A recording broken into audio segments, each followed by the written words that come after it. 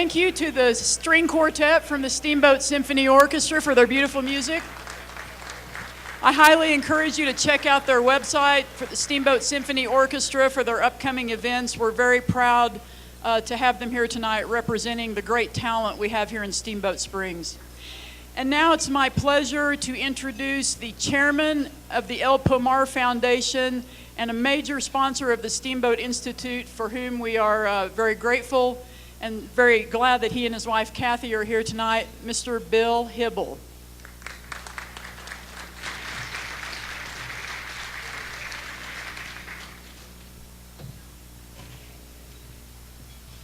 Thank you, Jennifer. It's certainly a pleasure to be here, and the great speakers today, I think we all feel the same way. It was terrific.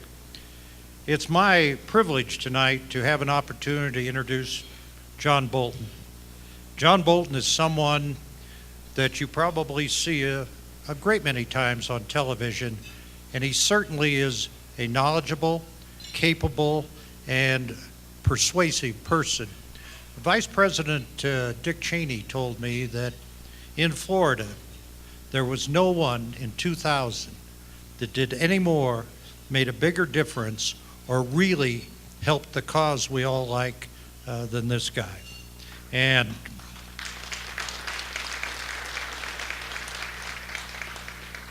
he has both a BA and a law degree from Yale, and he worked in the H.W. Bush administration as the Assistant Secretary of State for international organizations. But then he came back with George W. in 1995 and served as the Undersecretary of State for Arms Control. Important position, he did a great job, and then went on to be the U.S. Ambassador, the permanent representative to the United Nations.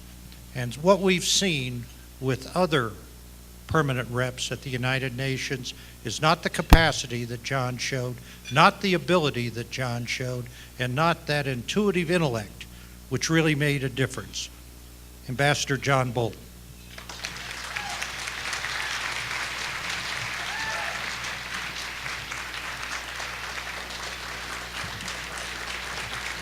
Thank you. Thank you very much.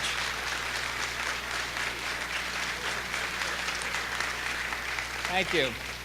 Well, thank you very much, Bill, for those kind words. It's great to be here this evening, especially on the occasion of honoring Tony Blankley, and great to see Linda and their children. And I'm just delighted to be part of this celebration. Tony was a great guy to know and a major force in Washington, and he had a very rare trait in Washington. He was extraordinarily effective and very modest. And even after years in Washington, he kept that modesty and good humor, and it was a great tribute to his character that he was able to do so. I want to talk tonight about some of the national security challenges facing our nation in the next 4 years. And obviously, since the Steamboat Institute is a 501c3 organization, I'm not going to say anything partisan. Everything will be purely objective analysis. So let's start with what's wrong with Obama.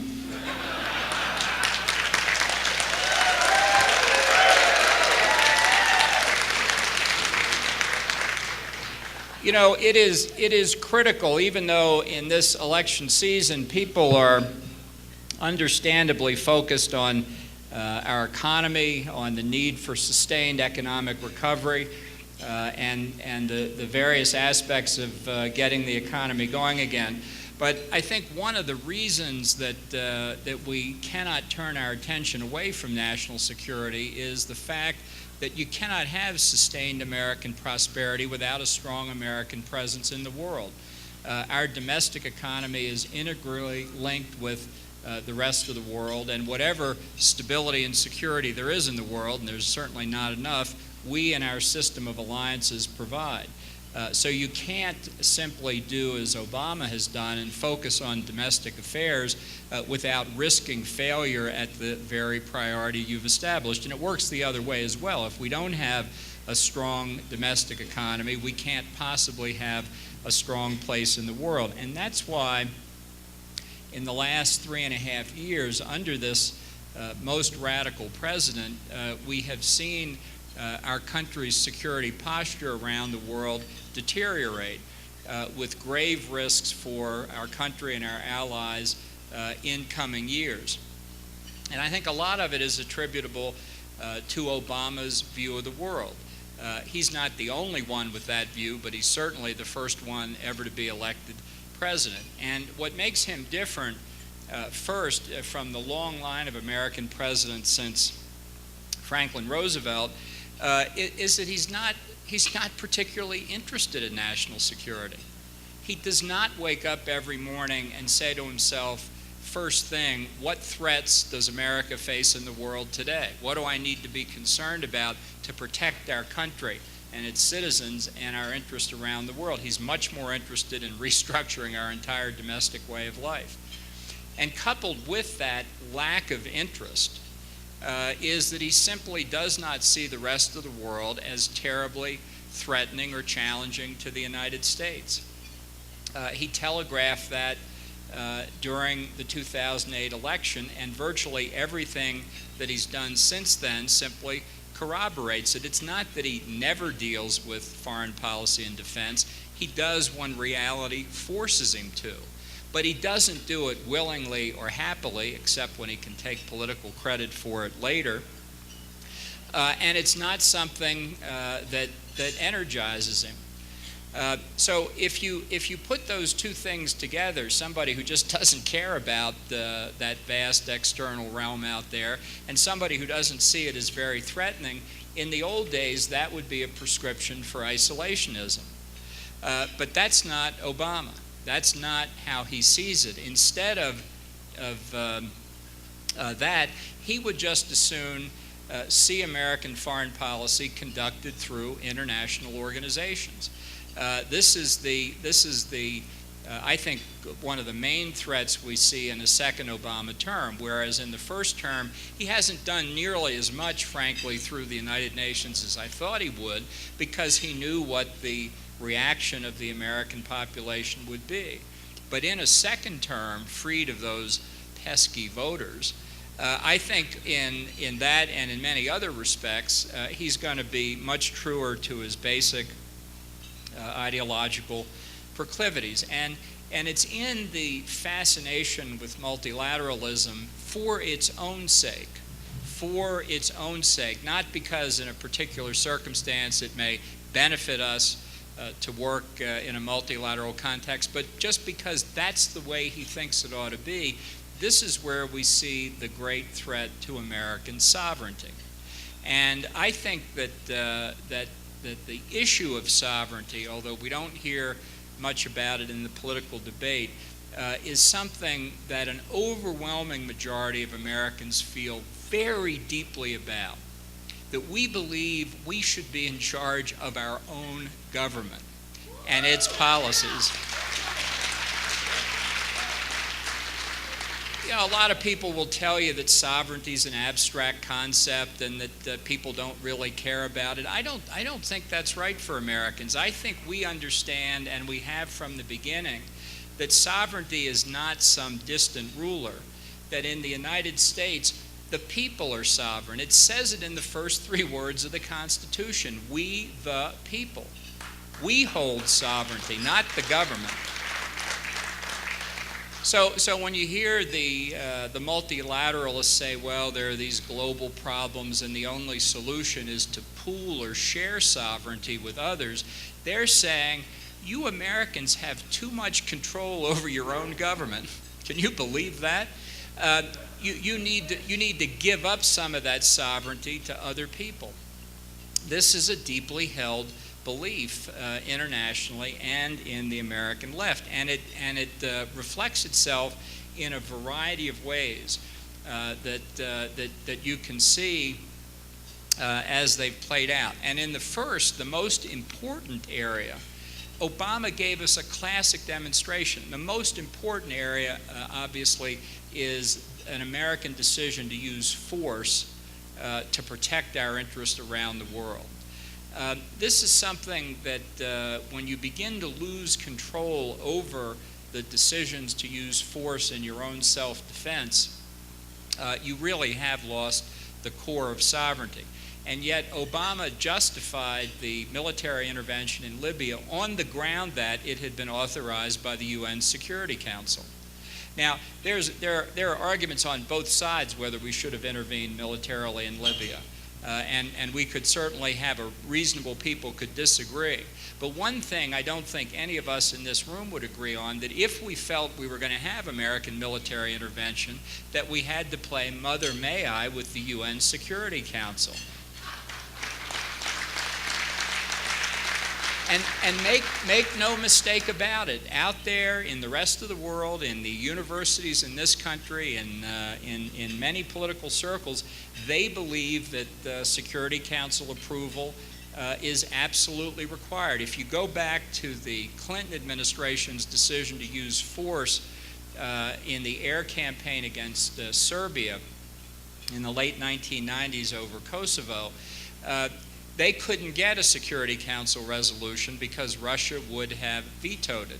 So the Clinton administration decided that we would use NATO without authorization from the UN and do what they did. Again, it's a subject for debate within the United States. But the international reaction to our, I hate to use this word in the context of a democratic administration, but basically in having NATO under American leadership use force was horror. And the Secretary General of the UN at the time, Kofi Annan, famous recently for his great success in his Syrian diplomacy, Kofi Annan said this in 1999 at the time of the debate over the Kosovo airstrikes. Annan said, "Unless the Security Council is restored to its preeminent position as the sole source of legitimacy on the use of force, we are on a dangerous path to anarchy." Sole source of legitimacy. Now, the fact is, Americans, certainly the Americans in this room, understand that for us, the sole source of legitimacy is our Constitution.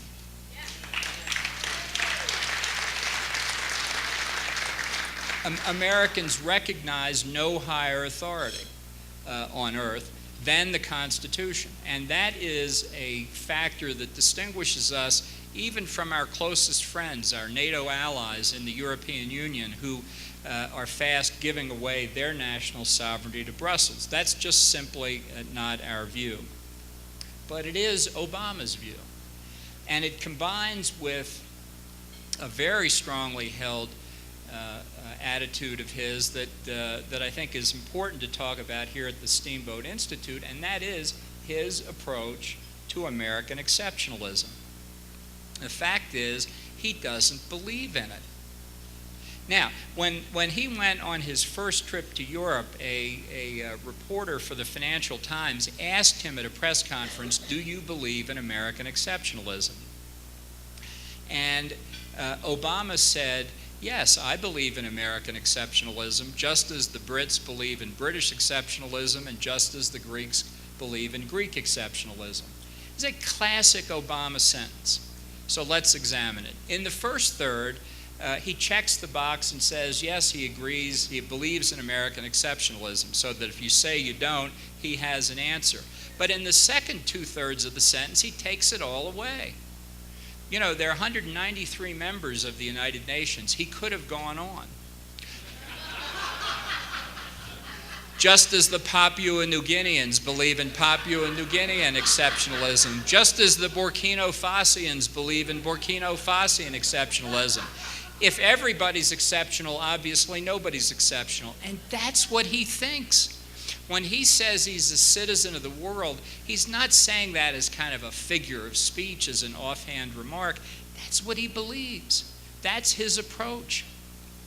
And it is a belief, and his attitude is something deeply shared across elements of our political spectrum. As I said, he's not the only one to hold it. It's just that he's the first one to become president. In 1988, George H.W. Bush said of Michael Dukakis, his opponent for the presidency then, that Dukakis sees America as another pleasant country on the United Nations roll call, somewhere out there between Albania and Zimbabwe.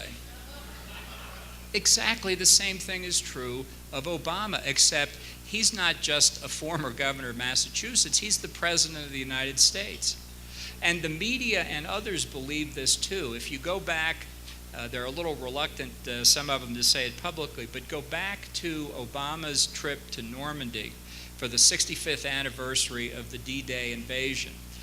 We all recall Reagan's speech on the 40th anniversary, what a great speech it was, how inspiring it was, how meaningful it was.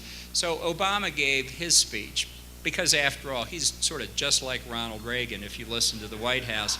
And this is, believe me, there's nothing in the speech worth repeating, but after it, the media commentators, at that point a fellow named Evan Thomas, who was then an editor of Newsweek, periodical, I like to say, had its title half right.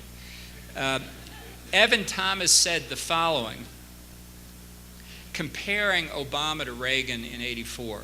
Evan Thomas said, well, we were the good guys in 1984. It felt that way. It hasn't felt that way in recent years. So Obama's had really a different task. Reagan was all about America. Obama is, we are above that now.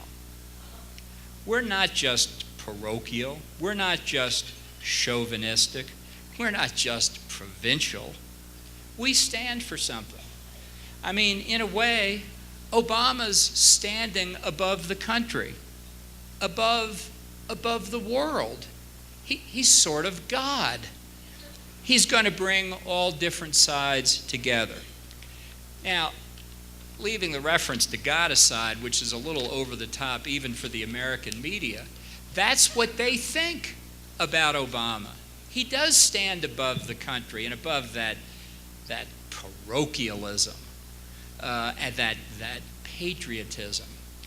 And the risk in a second Obama term, I think, of that attitude being manifest in our foreign policy is almost unmeasurable. If I were going to run one clip over and over again of Obama in the upcoming campaign, I'd run, because I think it applies to domestic as well as international issues, I'd run that famous off-mic interview with then Russian President Medvedev, where Obama says, give me some space until after the election and I'll be more flexible. Now, he was talking about missile defense, which this administration has substantially gutted, but it really applies to almost anything. And it goes back to the point I made before. Once he has passed this election, if he wins, it's Katie bar the door on everything, and particularly in the national security area where the Constitution gives the president so much authority for the conduct of international affairs. I think many of the things he has been unwilling or afraid to do in the first term will all come out. And we'll see them around the world in a context that has become much more threatening and challenging. Just because Obama hasn't talked about these threats, just because he refuses to name some of them by name, like global war on terrorism and things like that, doesn't mean that the threats have gone away. Our adversaries all watched that Medvedev off-mic interview as well, and they've all said to themselves, boy, what's going to be in it for us in a second Obama term? They're not gracious enough to wait around for us to get our economic house in order. They have seen this administration. They understand it's inattentive, that it's weak, and unwilling to assert American interest. And in a second Obama term in particular, the scope and the pace of the challenges that we will face will accelerate, in my view. And let's just look at a few of them around the world. Let's start with Russia. Vladimir Putin said the last time he was president that the breakup of the Soviet Union was the greatest geopolitical catastrophe of the 20th century. Now, I think those of us here tonight probably think the breakup of the Soviet Union was a pretty good way to end the 20th century. But that's obviously not the view in the Kremlin. And I think clearly what Putin wants to do is reestablish Russian hegemony within the space of the former Soviet Union. And what has been Obama's response to that? He keeps looking for this reset button to push, and he's pushed it in a number of ways. He has, as I said before, really gutted our national missile defense effort. He signed a very ill-advised strategic arms control treaty with Russia. He has allowed Russia to fly political cover for Iran and Syria in the Security Council and internationally. He's watched while Russia has used its oil and natural gas assets against Central and Eastern Europe. And all that he does is keep pressing the reset button. We saw back in August of 2008 a real indication of how Obama would perform when Russia invaded Georgia and still holds basically 2 Georgian provinces. Obama's response to this confrontation between the tiny democratic country of Georgia and Russia was to call on both sides to exercise restraint. And you can't make this stuff up. I'm sure the Georgians were very happy to hear that. So were the Russians. So dealing with Russia requires more than just blaming the previous administration, which, as we all know, is Obama's default position on almost anything. Yes, American relations with Russia in 2008 were at a low ebb because of Russia's conduct. And Obama's response has not made them any better. It simply made Russia more willing to press, because when they see that kind of weakness in the White House, they know how to respond to it. Let's take China, where, if anything, I think the threat has accelerated and become graver, not because anybody's looking for a confrontation with China, but because we simply haven't done anything to match the challenges they pose. They are modernizing and expanding their already huge conventional military forces. They're increasing their ballistic missile and nuclear weapons capabilities. They're doing something they haven't done in over 500 years, which is build a blue water naval capability. They're developing what we call anti-access and area denial military assets to push the American Navy back from the western shore of the Pacific Ocean, where we have provided security since 1945. China has the world's most sophisticated cyber warfare capability. They have penetrated literally hundreds, if not thousands, of American companies, not to mention our government. While we try desperately to catch up, they're moving heavily into space, while our NASA program appears to be now an adjunct of the Peace Corps, as best I can tell. And the Obama administration's response to this Chinese assertiveness is to send our Treasury Secretary to Beijing to beg the Chinese to allow their currency to appreciate. That's not a response. That's a signal to the Chinese that further assertiveness, like their territorial claims in the East and South China Sea, which cut across vital sea lines of communication and cover undersea mineral and oil and gas deposits, that the Chinese are advancing on while we're retreating. You know, a statistic that Governor Romney uses frequently, right now, today, we have 285 Navy ships at sea. 285. We haven't seen levels like that since 1917. 1917. And if the budget sequestration takes effect, as it looks increasingly likely it will, that number is only going to get down. When the Chinese see that, what does that tell them about our ability to protect our interests and our friends and allies in the Western Pacific? It's more bad news ahead for sure. And then let's come to the Middle East, which the Obama administration has mishandled perhaps more than any other region. What has the Obama administration been saying about the Middle East in the past few months? Well, we're done with the Middle East. Time to pivot to Asia. That's what they say, because we don't want so much American attention on the Middle East. I suppose one reason is they've done such a fine job, they think they'll bring those talents to Asia, and that has to bring to the Chinese only glee. Look, our geostrategic position in the Middle East is getting worse by the day, and so is that of our friends and allies. The Arab Spring has turned into a threat in country after country, and the Obama administration's position has essentially been to welcome the Arab Spring, to act like it's a uniformly good thing, and yet the signal that they've sent is, again, one of American weakness. In the case of Egypt, nobody's going to argue that Hosni Mubarak was a Jeffersonian Democrat. He wasn't. But he did something very important. He upheld the Camp David Accord with Israel, which has been the foundation of our foreign policy in the Middle East for 30 years. He upheld it despite it being unpopular domestically in Egypt. And he said, you know, if I go, the Muslim Brotherhood's going to follow me. And sure enough, he's gone, and the Muslim Brotherhood is in power. Winning the presidency, winning free elections for the Egyptian parliament with 2/3 or 3/4 of the votes, depending on how you count them, being either Muslim Brotherhood or even more extreme shades of Islamicism. The Egyptian government has opened the blockade between Egypt and the Gaza Strip so that Hamas can have free access to pretty much anything it wants.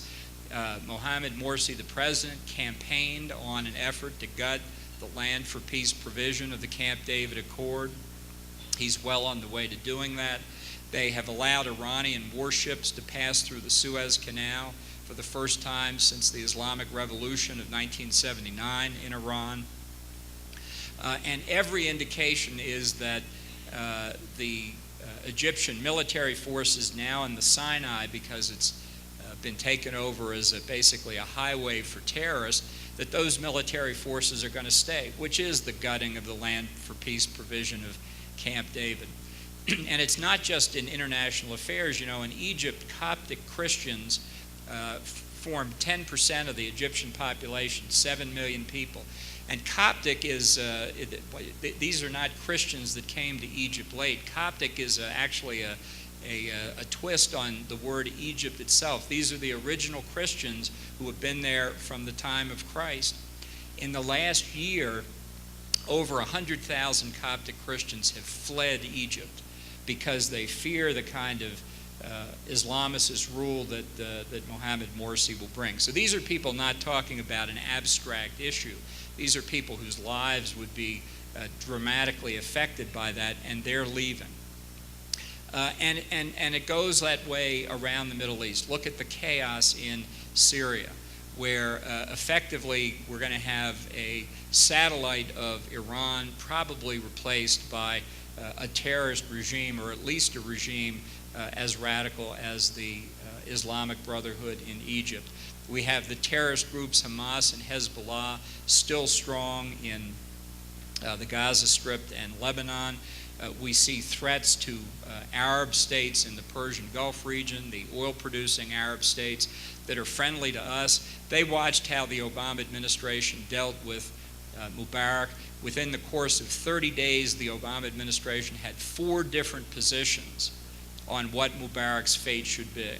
And eventually, of course, threw him under the bus. And the kings and emirs of the friendly Arab states are saying, if they did that to Mubarak, the man who upheld the hated Camp David Accords, what are they going to do to us when our time of trouble comes? And it's not a good sign. They look at the withdrawal of American combat forces from Iraq as American retreat, as a McGovernite come home America moment. And they see the same thing in our withdrawal from Afghanistan, which will happen if Obama wins a second term. And so do our adversaries. You know, in Afghanistan, the Taliban have a saying about us. They say, you have the watches, we have the time. And so when they look at a timetable for withdrawal, they know what the result is going to be. You look at these killings of American and other NATO service members by by Afghan security forces, the so-called green on blue attacks. Why do you think that's happening? Because they're not going to move out of Afghanistan. They're going to be there when the Taliban takes over. And when they see us leaving, the incidence of these attacks is only going to increase so that they can show to their new masters that they were with them all along. This leads our friends in the region to conclude that it might be better to cut deals with their adversaries now before the terms get even worse. And that brings us to the central threat, which is involved in many of the smaller threats I've just talked about, and that's Iran, the world's central banker of international terrorism, funds terrorism on an equal opportunity basis, Sunnis in Hamas, Shias in Hezbollah, Taliban in Afghanistan, Shias in Iraq, and their level of activity and their desire to dominate in the Middle East is shown by their continued support of the Assad regime in Syria. They're prepared to shed a lot of Syrian blood to keep him in power, as are the Russians, as are the Chinese. But most of all, the biggest threat continues to be Iran's development of nuclear weapons. They are very, very close to the point where they will achieve their long-sought, for 2 decades, their long-sought objective of getting deliverable nuclear weapons. And our response has been pathetic. Pathetic. The idea, let's take Obama's inaugural address where he says, I hold out an open hand to Iran and North Korea. If only they will unclench their fist, he said, we'll negotiate. Well, let's examine that for a minute. So here we have Iran, and its position is it wants nuclear weapons. That's what all this activity in its nuclear program is about. They want nuclear weapons, okay? Our position is we don't want Iran to have nuclear weapons. What are you going to negotiate about? What's the compromise position? They get to keep a small nuclear weapons program? That actually is very close to what the Obama position is. Let them have a peaceful nuclear program. As if after 20 years of defying their obligations that they voluntarily undertook not to create nuclear weapons, you can trust them to go back and do what they promised to do. Economic sanctions, we hear from the Obama administration, are having an effect. But what does the Obama administration itself say the effect of sanctions will be? To get Iran back to the negotiating table. So that what? We can negotiate over the size of their nuclear weapons program. It's just bizarre. And that's why I think we're really down to a situation with no good options. At this point, I think the most likely outcome, because of not just the last 3.5 years, but honestly a longer period of that, including back into the Bush administration, and not dealing effectively with Iran or North Korea, the most likely outcome is that Iran will get nuclear weapons. And I think, honestly, the Obama administration is not that troubled by that. They say their policy is not containment and deterrence, and that's true today. But it won't be true tomorrow when their policy fails and Iran does get nuclear weapons. They use the Cold War as an analogy. I think it's a very bad analogy. I think the mullahs in Tehran have a very different worldview than the communists in Moscow during the Cold War. I don't think they're subject to the same rational calculus of deterrence, if you want to call it rational, that we used in the Cold War. So I think it's very dangerous once Iran gets nuclear weapons. But even if I'm wrong, even if you could contain and deter a nuclear Iran, it doesn't stop with Iran. Saudi Arabia, Egypt, Turkey, and perhaps others will get nuclear weapons. So in a very short period of time, as these things go, you could have 6 nuclear weapon states in the Middle East. Grave danger for Israel, grave danger for our Arab allies. And that's why the spotlight right now is on Israel. And whether Israel will, for the 3rd time in its history, strike an enemy's nuclear weapons program before that program actually creates nuclear weapons. They did it once in 1981 against Iraq, and again more recently in 2007 against Syria. Obama says all options are on the table. Honestly, nobody believes him. I don't believe him. I don't think he'd use military force against Iran's program. But more significantly, the Iranians don't believe him either. And I think neither did the Israelis. So this is a question that some think will occur before the November election. I personally don't think so, but I think Israel is going to make a decision about its own self-defense based on physics and not politics, as it has done before. And honestly, if Israel does decide to strike, I think the American position should be to support them any way we can.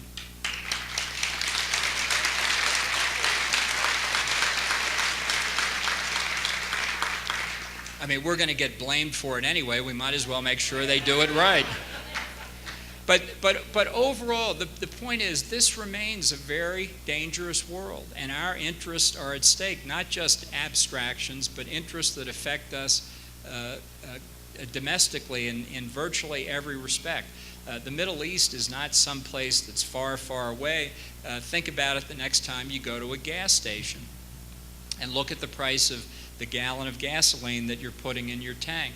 It's important that the United States have leadership that doesn't get carried away with abstract crusades, but that protects our interests. And that's why I think, although I recognize the economy is going to be the dominant issue, I really think this time we've got a candidate who understands the meaning of the Reagan doctrine of peace through strength, that it's not, as Obama believes, American strength that's provocative. That's like looking through the wrong end of a telescope, although that's what Obama believes. It's American weakness that's provocative, because it inspires our adversaries to take advantage of us. And that's what they've been doing, and that's what they're going to continue to do, and that's what we've got to stop for the future security of the country. Thank you very much.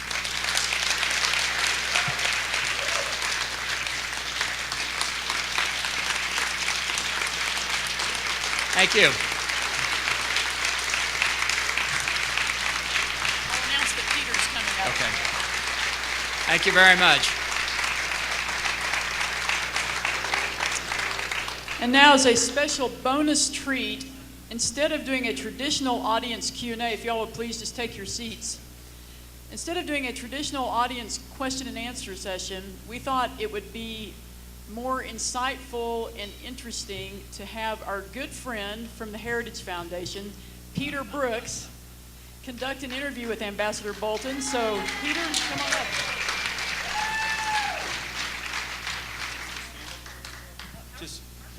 I think they were going to bring chairs up, but why don't we just go ahead and get started. It's a great pleasure to be here. Thank you, John, for those remarks. Great to see you again. As I heard a story about when you were coming up on the gondola, that the Aikens were pointing out different places in the landscape out here, and like there's downtown and there's the Yampa, and you kept saying, "Where's Iran? Where's Syria from here?" Is that true? It is true. Yes, it is. Well, it was hard to. I was trying to keep up with John and all the things he touched upon. I had all these questions, and so I was like crossing things out as he went along and touched upon them. But I think I have a few things left to talk about. I've always been interested in, you talked a little about Syria, and I think things are really a mess there, and I think the administration has done a lot less than it should be doing. But what do you think, if you can channel the Obama administration for a moment, what's the difference between Libya and Syria? They talked about the humanitarian crisis that was going to happen in Benghazi. We've seen, nearly 20,000 or more people die in Syria. What's the difference between those two foreign policy challenges? Well, I think Libya really is a reflection of the way Obama would like to see American foreign policy handled. I mentioned having the authorization of the Security Council. I'm sure most of you know it was in the context of Libya that the unnamed Obama administration staffer talked about leading from behind, which we were certainly doing there. But it was also an expression of ideology because of they justified American military intervention under what's called I've now lost the phrase, the protective right of humanitarian intervention, or the right to protect. Right to protect, R2P. Now, this is something that's been debated at the UN, and it basically says powerful nations should prevent bad things from happening in less powerful nations. At an abstract level, it sounds great, except then you have to say, well, who are we talking about? And the answer is, of course, we're talking about us, intervening almost everywhere, and it's a principle without limit. Libya looked like a doable case for the responsibility to protect, and that's what they justified it under. Now, I mean, I think there were other reasons to intervene in Libya. I thought when Gaddafi announced the return to international terrorism that was a reason. The responsibility to protect was not a reason.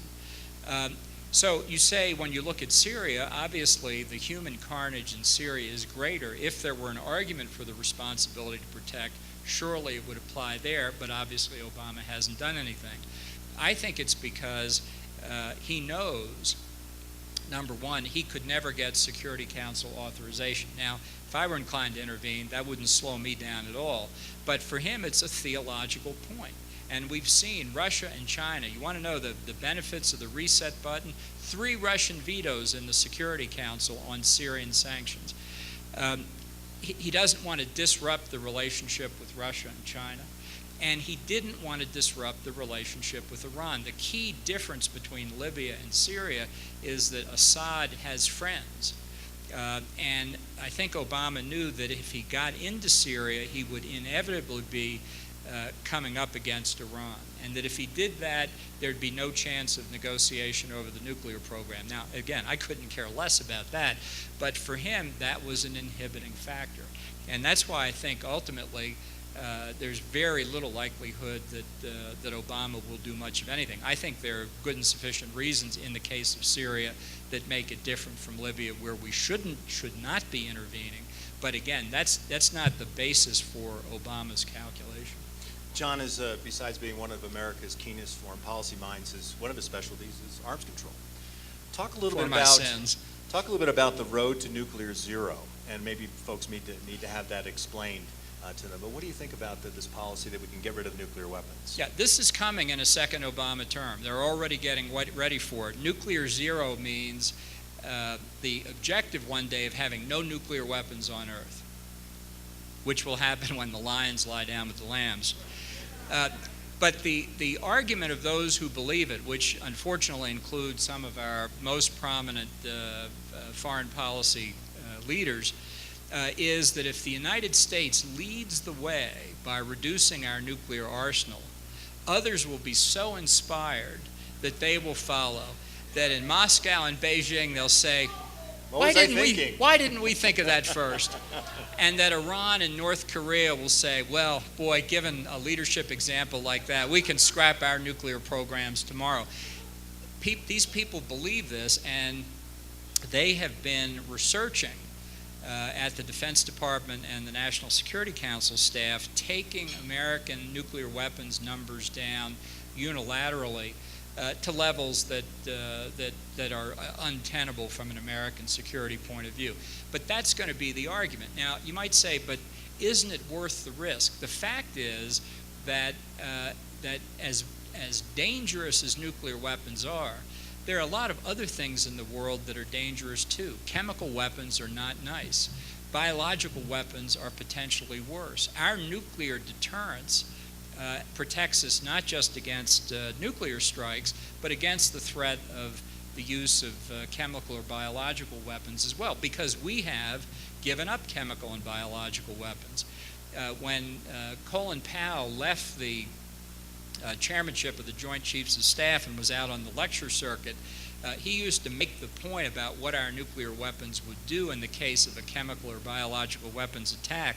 He used to use North Korea as an example when somebody would say, well, General Powell, you served in Korea as a young lieutenant. What do you think is going to happen there? What if the North Koreans attack? And Powell always used to say, if the North Koreans, this was before they had tested their nuclear weapon in the 1990s, Powell would say, if the North Koreans use chemical or biological weapons, we will turn North Korea into a charcoal briquette. This has a powerful effect on people. And it's very different from what Obama says. But the talk about nuclear zero is something that to our adversaries is music and worries our friends. You didn't get a chance to talk about terrorism in your prepared remarks, but sometimes I get a sense that folks think because Osama bin Laden is gone, we're in this post 9/11 world. I think you and I were both in the Bush administration on 9/11. Never forget that, obviously. I think there's still a threat out there. I mean, there have been 50 different terrorist attacks against, or attempts or plots against the United States since 9/11. I mean, what's your assessment of where we are in terms of terrorism today? Well, I still think we're very much at risk, and the Obama administration is trying to create a narrative that really there is no global war on terrorism. The Taliban are not a threat. The only threat is Al-Qaeda, following on from 9/11. And they define Al-Qaeda in a very narrow way, just to be the people in the caves and hills of Waziristan and along the Afghan-Pakistan border. And since they've killed Osama bin Laden and other leaders of that particular grouping of Al-Qaeda, that the problem is essentially over, thus justifying leaving Afghanistan. The fact is that Al-Qaeda is much more pervasive today in many more places than it was on 9/11. Al-Qaeda in northern Africa, Al-Qaeda in the Arabian Peninsula, Al-Qaeda in Iraq, Al-Qaeda elsewhere. It's become a distributed network, as they say. It's not a hierarchical organization. And Taliban remains a threat, and Al-Qaeda has along the Afghan-Pak border has the capability of renewing itself. And their intentions, their desires to get nuclear, chemical, and biological weapons have not diminished in the slightest. So I think the threat remains. I think it has actually grown. Let me just take a second on Osama bin Laden, because this drives me up a wall. I give President Obama credit for making the tactical decision to allow the particular operation against Abbottabad to go ahead. There was risk to it. We remember Desert One, the failed effort to rescue our hostages in Tehran in 1980. So there's always risk in something that daring and that dangerous, and somebody ultimately has to make that call. So I give Obama credit for that. On the other hand, it's also a decision that about 99.99% of the American population would have made, because there's universal agreement that Osama bin Laden deserved what he got. But for Obama basically to take credit for it is just mind-boggling. It's like if you go back to 1969, when Armstrong and Aldrin landed on the moon after John Kennedy had launched the objective in 1961 to put a man on the moon and return him safely to Earth within this decade. And there followed all of the great successes and some tragedies of the American space program. So Armstrong and Aldrin walk on the moon in the summer of 1969, and Richard Nixon says, "I did it. I did it." That's basically what happened. We were after Osama bin Laden for 10 years. The military, the intelligence, and they finally found him, and they did what they trained to do. And that's where the credit really lies. I think the most you can say about Obama's role is that Osama bin Laden was killed while he was president, but not because he was president. Talking about Osama bin Laden, what are your thoughts on all of these leaks we've seen? Stuxnet, the Osama bin Laden raid, the kill list, the double agent operation out of Al-Qaeda in the Arabian Peninsula. Well, you know, every administration leaks. I mean, we've seen it from time to time. But there's something different about these leaks. Number one, they all flow in one direction, which is how wonderful the Obama administration is. That, as the Soviets used to say, is no accident, comrade. There's a direction to these leaks. My favorite one is the story of Obama and the drone strikes into the northwest frontier provinces in Pakistan, described by somebody who was in the Situation Room about the conversation that went on. And so they talk about Obama discussing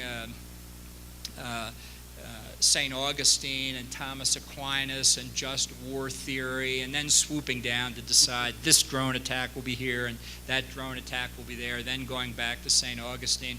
I mean, what a man, right? What possible explanation is there for these leaks other than that they were intended to pump up the administration's record? And I have my own personal views as to who might have been doing the leaking, but anybody who doesn't think this was a concerted campaign, I think hasn't seen the Washington leak machine in operation. I think it's had a catastrophic effect on national security, and I certainly hope that if there's a new president on January the 20th, that the investigations that have already been started get ramped up, because I think they're going to come to some very interesting conclusions. John gave us some great thoughts on Iran and its nuclear program. Could you share some thoughts about Iran and Latin America, which most people probably are not very aware of? Well, just a few interesting little facts. The largest Iranian embassy in the world is in Caracas, Venezuela. You think it's because of their close cultural ties? It's because they use the Venezuelan financial system to launder money that is in violation of the U.S. and Security Council sanctions. Through Hezbollah, which is an Iranian proxy and has been from the outset, they have spread networks throughout Latin America, working with Chavez, that I think are ultimately very threatening to many of the countries in Latin America and ultimately to us. And that includes using, in Mexico in particular, the drug cartels to find ways into the United States. It's a lot easier to go through the path that drugs are being brought into the United States or illegal immigrants than trying to get into the United States through our airports. And you'll recall just a few months ago, even the Obama administration issued indictments for leaders of the Iranian Revolutionary Guard for a conspiracy to kill Saudi Arabia's ambassador to the United States in Washington. Now, I mean, that's pretty cheeky, let's face it. And the know-it-alls in Washington all scoffed about the indictment. They said they were using people in Mexico. Why would they do that? Well, why do you think they'd use people in Mexico? Where do you think the drug cartels are? These are guys who are bringing in narcotics into the United States in ways that every day trump our ability to stop them at the border.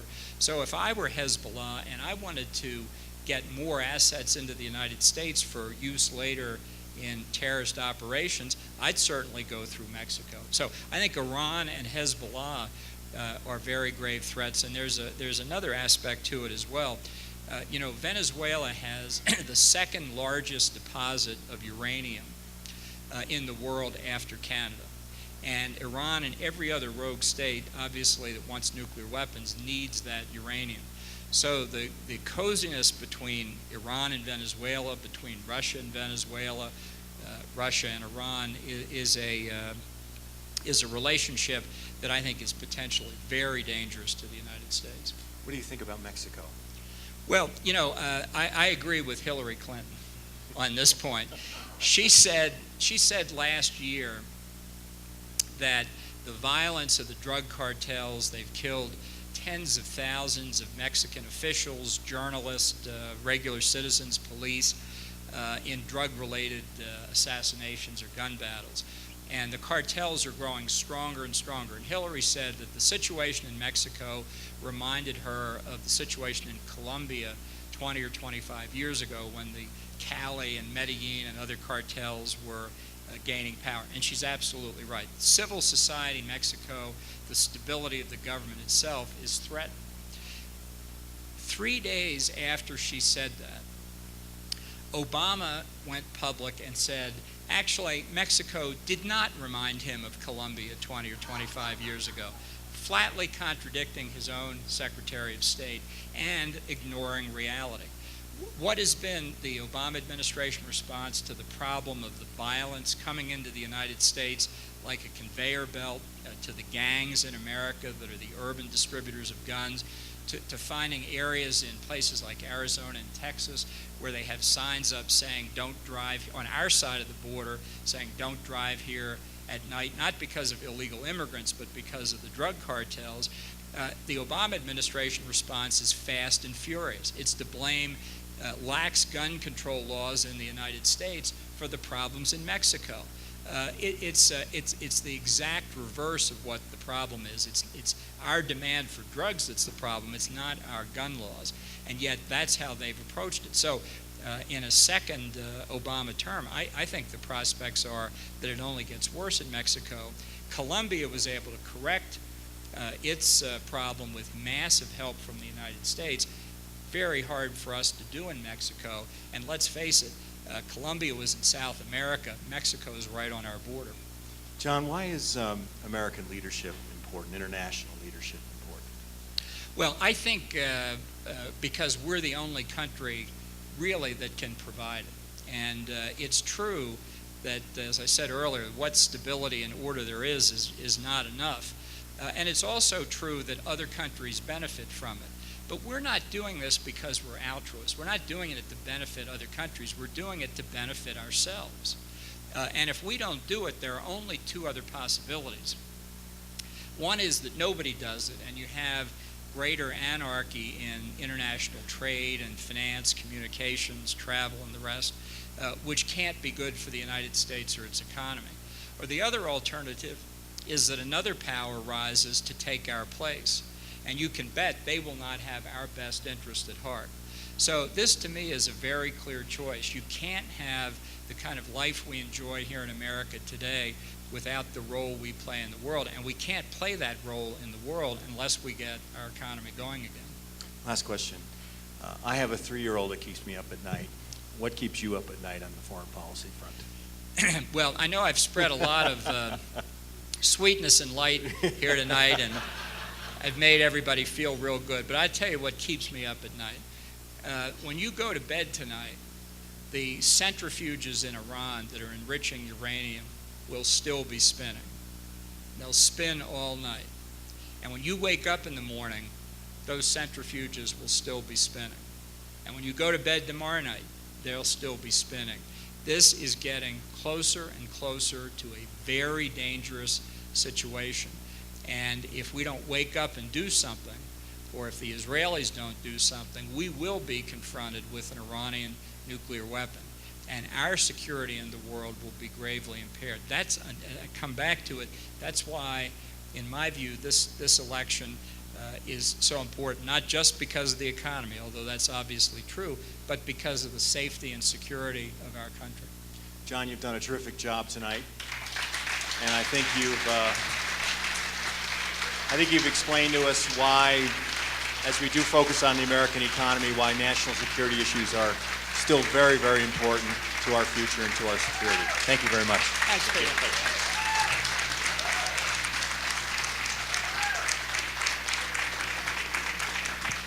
Thank you, Ambassador Bolton. Thank you, Peter Brooks. We want to thank you all for coming. I hope you have found this evening to be educational and inspiring. Please take a Tony Blankley donation envelope on your way out the door. We would love to have your support on this project. For those of you attending tomorrow, we'll see you bright and early tomorrow morning down at the Grand. Thank you for coming. God bless, and have a great rest of the evening. He